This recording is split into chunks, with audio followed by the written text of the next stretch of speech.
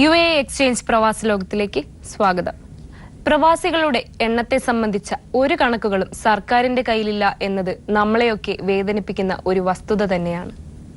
വന്യജീവികൾക്ക് പോലും കൃത്യമായ എണ്ണം ലഭ്യമാണെന്നിരിക്കെ പ്രവാസികളെ സംബന്ധിച്ച് വിവരശേഖരണം നടത്താൻ സർക്കാർ ഇതുവരെയും മെനക്കെട്ടിട്ടില്ല. പുനരധിവാസ പദ്ധതികളും രൂപം നൽകണമെങ്കിൽ ആദ്യം വേണ്ടത് പ്രവാസികളെ സംബന്ധിച്ചുള്ള സമഗ്രമായ ഒരു വിവരശേഖരണമാണെന്ന് ഓർമ്മപ്പെടുത്തിക്കൊണ്ട് ഈ ആഴ്ചയിലെ UAE എക്സ്ചേഞ്ച് പ്രവാസി ലോകം ഇവിടെ ആരംഭിക്കുന്നു.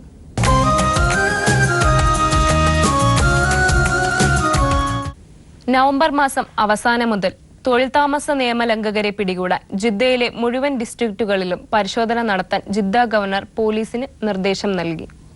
ബന്ധപ്പെട്ട വകുപ്പുകളുമായി സഹകരിച്ചായിരിക്കും പരിശോധന നടക്കുക. നിയമലംഘനങ്ങൾ ഇല്ലാതാക്കുക ഇതിലൂടെ ലക്ഷ്യമിടുന്നതെന്നും ഇതിന് നേതൃത്വം നൽകുന്ന ഉദ്യോഗസ്ഥൻ പറഞ്ഞു. തൊഴിൽ താമസ നിയമലംഘകർക്ക് സഹായം നൽകരുതെന്ന് കമ്പനികളെയും സ്ഥാപനങ്ങളെയും അറിയിച്ചിട്ടുണ്ട്. നിയമലംഘനം കണ്ടാൽ ശിക്ഷാ നടപടികളും ഉണ്ടാകുമെന്ന് മുന്നറിയിപ്പുണ്ട്.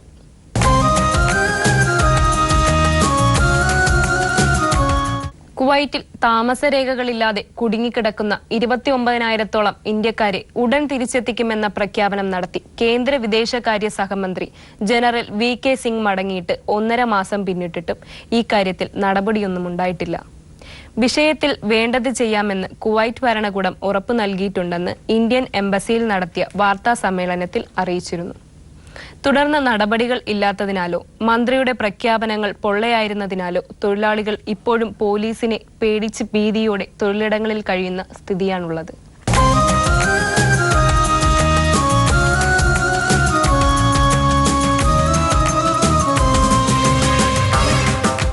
കഴിഞ്ഞ വർഷം ജൂലൈ 8-ാം തീയതി ഹോസ്പിറ്റൽ ക്ലീനിംഗ് സ്റ്റാഫായി സൗദിയിലെ അബഹയിലേക്ക് പോയ ബിന്ദുമോൾ ചെന്നെത്തിപ്പെട്ടത് വീട്ടുജോലിക്കാരെ സപ്ലൈ ചെയ്യുന്ന ഒരു ഏജൻസിയിലായിരുന്നു. മതിയായ ഭക്ഷണമോ ശമ്പളമോ ഇല്ലാതെ പല വീടുകളിലായി മാറി മാറി ജോലി ചെയ്യേണ്ടി വന്ന ബിന്ദു മാനസികമായും ശാരീരികമായും തളർന്നുപോയ അവസ്ഥയിലാണ്. ബിന്ദുവിനെ കുറിച്ചുള്ള കൂടുതൽ വിവരങ്ങൾ ഈ ബന്ധുക്കൾ തന്നെ നമ്മോട് പങ്കുവയ്ക്കും. ബിന്ദു എത്ര മാസമായി പോയിട്ട്? 14 മാസമായി. 14 മാസം. ആരെ കൊണ്ടുപോയത്? ഫൈസൽ തലശ്ശേരി. നിങ്ങളെവിടുത്തുകാരാ? ഞങ്ങള് കടുത്തിരുത്തി, കോട്ടയം ജില്ലയിൽ. ഈ ഫൈസൽ എവിടുത്തുകാരനാ? തലശ്ശേരിക്കാരനാ? അതെ. അദ്ദേഹമാണ് കൊണ്ടുപോയത്? കൊണ്ടുപോയത്. വീട്ടിൽ രൂപ കൊടുത്തു? രൂപ അങ്ങനെ ആവശ്യപ്പെട്ടില്ല. എന്നാലും 10-50,000 രൂപ അടുത്ത് ചെലവുണ്ട്. ചെലവായി. അപ്പം ബ്ലേഡിൽ നിന്നൊക്കെ മറ്റുള്ള സാമ്പത്തികമൊന്നുമില്ല. 13 സെന്റ് മാത്രമേ ഉള്ളൂ. കൂലിപ്പണി എടുത്താ ജീവിക്കുന്നത്. 5 ലക്ഷം രൂപ വീട്ടിൽ കടമുണ്ട്. അപ്പൊ അത് ആ കടമൊന്ന് കൊടുക്കാന്നും പറഞ്ഞാ വിട്ടത്. എന്തിന് 43 വയസ്സോടെ ഉണ്ട്. മക്കള് 3. അപ്പൊ ഒരു 2 കൊല്ലം നിൽക്കാമെങ്കിൽ കടമൊക്കെ വീട്ടാം എന്നും പറഞ്ഞാണ് വീട്ടിൽ വന്ന് ചോദിച്ച് ഒരു വൈകുന്നേരമാണ് കയറി വന്നത്. അപ്പോൾ പറഞ്ഞ് എന്ന പോലെ അവിടെ ഒരു കുഴപ്പമില്ല, നല്ല സുഖമാണ്. അപ്പം നോയമ്പ് കാലമായിരുന്നു. അപ്പോൾ ഈ 1 മാസത്തിന് ഇച്ചിരി ബുദ്ധിമുട്ട് വരും, പിന്നെ കുഴപ്പമൊന്നുമില്ലെന്ന് പറഞ്ഞു. അപ്പോൾ ഇവിടുന്ന് കൊണ്ടുപോയിട്ട് ഒരു 3 ദിവസം പിന്നെ ഇവിടുത്തെ പൈസ ഉണ്ട്, പിന്നെ 10,000 രൂപ അടുത്ത് ഇവിടുത്തെ പൈസ ഉണ്ട്. ആ പൈസ വെച്ച് അവിടെ വെള്ളം പോലും മേടിച്ച് കുടിക്കാൻ പറ്റുകയില്ല. വിട്ട് ചോദിക്കാനും അറിയാനും ആങ്ങി കാണിച്ചാലും മതി, വെള്ളം വേണമെന്നും പറഞ്ഞു. ഈ 1 ദിവസം കൊണ്ട് കുവൈറ്റിൽ ചെന്ന് അവിടെ ചെന്നിട്ടും ഒരു നേരത്തെ ഭക്ഷണം പോലും മേടിച്ച് കൊടുത്തില്ല ഇവർ ആരും. അവിടുന്ന് ഈ ബോംബെയിൽ നിന്ന് കൊണ്ടുപോയ ഏജൻറ്റ് ഭക്ഷണം പോലും മേടിച്ച് ചോദിച്ചുമില്ല.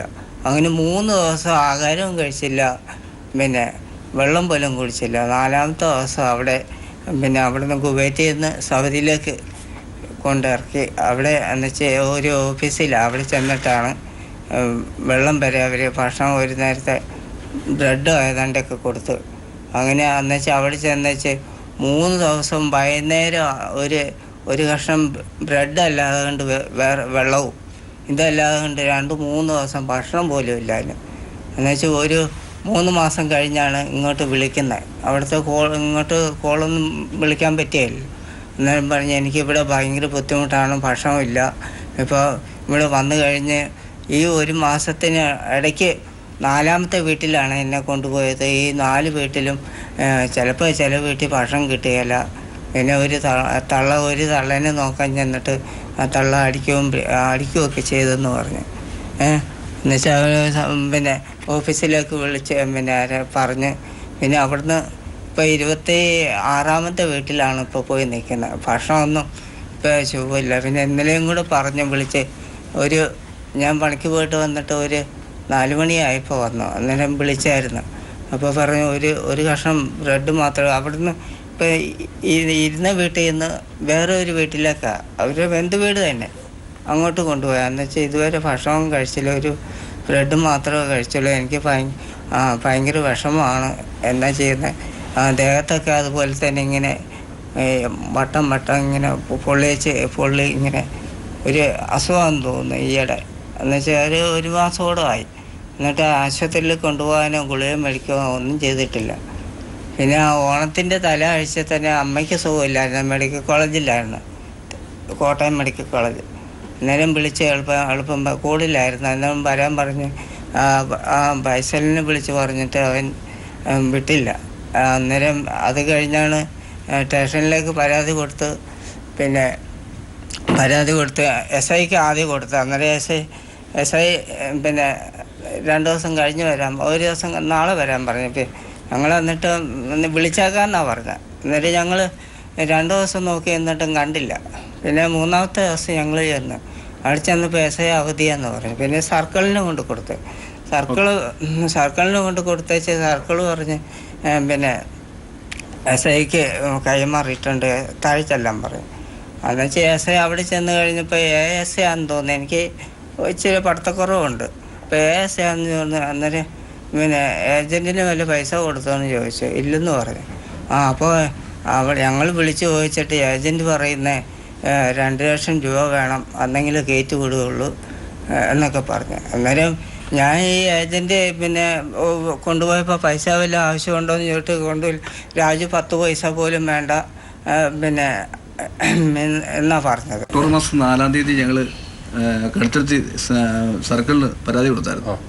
അപ്പോൾ അദ്ദേഹം പറഞ്ഞ് പിറ്റേ ദിവസം ഞങ്ങൾ ചെന്നാൽ പറഞ്ഞ് SIയുടെ അടുത്ത് ട്രാൻസ്ഫർ ചെയ്തിട്ടുണ്ട്, അവിടെ വരെ ചെല്ലാൻ പറഞ്ഞു. ഞങ്ങൾ SIയുടെ എന്ന് ചോദിച്ചും പറഞ്ഞ് ഫൈസൽ ആയിട്ട് ഏജൻറ്റ് മുഖേന നിങ്ങൾ എങ്ങനെ പോയി, പൈസ കൊടുത്താണോ പോയെന്ന് ചോദിച്ചു.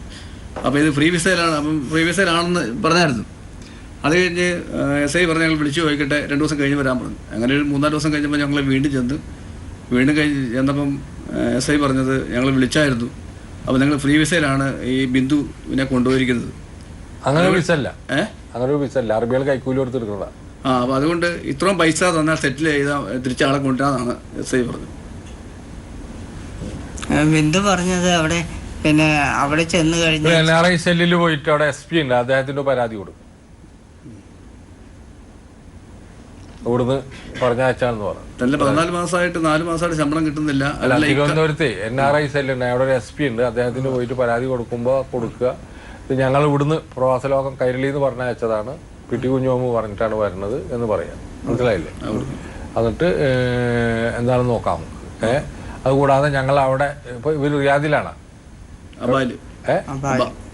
അബഹയിലാണ്. അവർക്ക് ആളുകളുണ്ട് അവിടെ. നോക്കാം, അബഹയിലും ആളുകളുണ്ട്. അബഹയിലെ പ്രവാസലോകം പ്രവർത്തകരോടുള്ള അഭ്യർത്ഥനയാണത്. ഇത് ഇപ്പോൾ ഈ അടുത്ത കാലത്തായിട്ട് കൈരളി TV കാണുന്ന ആളുകൾക്ക് ഒരു കാര്യം ബോധ്യപ്പെടും.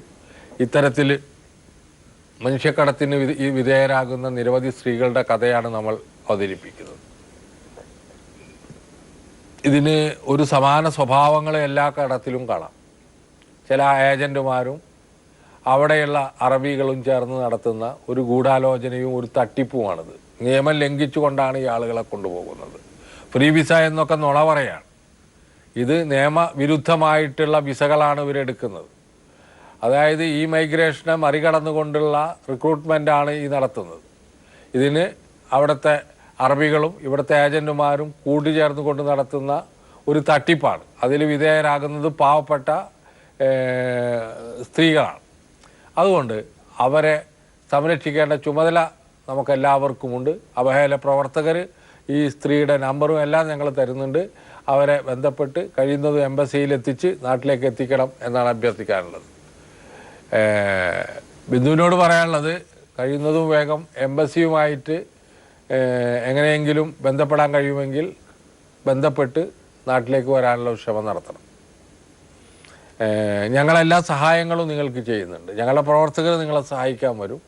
ഇത് എല്ലാവരോടും കൂടിയുള്ള ഒരു അഭ്യർത്ഥനയാണ്. ഇത്തരത്തിലുള്ള നിയമവിരുദ്ധമായിട്ടുള്ള ജോലി തേടിപ്പോകലിൽ നിന്ന് മലയാളി വിരമിക്കണം എന്നാണ് അഭ്യർത്ഥിക്കാറുള്ളത്. പ്രത്യേകിച്ച് വിദ്യാഭ്യാസമില്ലാത്ത സ്ത്രീകളാണ് ഇതിലധികം കുടുങ്ങിപ്പോകുന്നത്. വീട്ടുതൊഴിലിൽ എന്ന് പറഞ്ഞ് തങ്ങളുടെ സ്വന്തം ജീവിതത്തിൻ്റെ പ്രാരാബ്ധങ്ങളും കഷ്ടപ്പാടുകളും മറികടക്കാൻ വേണ്ടിയാണ് അവർ പോകുന്നത്. അവരെ നമുക്ക് കുറ്റം പറയാനൊന്നും പറ്റില്ല. പക്ഷേ ഈ കൊണ്ടുപോകുന്ന ആളുകൾ പ്രത്യേകിച്ച് ഇത്തരത്തിലുള്ള ഒരു ഗൂഢസംഘത്തിൻ്റെ ഭാഗമായിട്ടാണ് എന്നുള്ളതാണ്. നിയമം ലംഘിച്ചുകൊണ്ട് അവിടുത്തെ അറബികളും അവിടുത്തെ ഒരു സംഘവും എല്ലാം കൂടി ചേർന്ന് നടത്തുന്ന അതിഗുരുതരമായിട്ടുള്ള ഒരു പരിപാടിയാണ് ഈ വീട്ടുജോലിക്ക് ആളെ കടത്തുന്നത്. അത് കഴിയുന്നത് വേഗം ഗവൺമെൻറ്റുകൾ ഇടപെട്ട് നിരോധിക്കണമെന്നാണ് എനിക്ക് പറയാനുള്ളത്. സൗദി ഗവൺമെൻറ് ആയാലും ശരി, ഇന്ത്യ ഗവൺമെൻറ് ആയാലും ശരി, ഇതിനെതിരെയുള്ള ശക്തമായ നടപടികളുമായി മുന്നോട്ട് വന്നാൽ മാത്രമേ കഴിയുള്ളൂ. ഇത് സെൻട്രൽ ഗവൺമെൻറ്റാണ് ഈ കാര്യങ്ങൾ ചെയ്യേണ്ടത്. സംസ്ഥാന ഗവൺമെൻറ്റിന് സെൻട്രൽ ഗവൺമെൻറ് മേൽ സമ്മർദ്ദം ചെലുത്താനുള്ള ഒരു ഇത് മാത്രമേ ഉള്ളൂ. അത് ചെയ്യുമെന്നാണ് ഞങ്ങൾ പ്രതീക്ഷിക്കുന്നത്. നിങ്ങളിപ്പോൾ ഞങ്ങളൊന്ന് ക്ഷമിക്കട്ടെ കേട്ടോ.